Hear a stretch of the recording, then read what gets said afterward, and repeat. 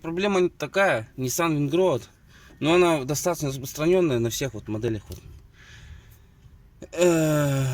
Короче, суппорт разбила направляшки. И вот он на кочках, короче, гремит. И очень слышно. С той стороны я уже сделал. Это выдумка не моя. Это нашел в интернете. Короче, сейчас покажу. Сейчас пока поставлю на паузу. Когда разберу, покажу дальше. Ну вот, снял. Короче, сделал вот так вот. Просверлил отверстие. Ну, сейчас, естественно, маленьким. Потом сверлом на 7,5 миллиметров. Купил пружинки от вазовской коробки, от 8-ки. Которые в направляшке выходят. Где кулиса переключения скоростей. Вот одна штучка, одна пружинка 30 рублей стоит. Не знаю, как у вас, конечно. Но я взял 4 штуки. Ну, мне одной вот лично хватило. Я на 2 части ее распилил. Вот. Вставил. Она как бы тут сидит хорошо.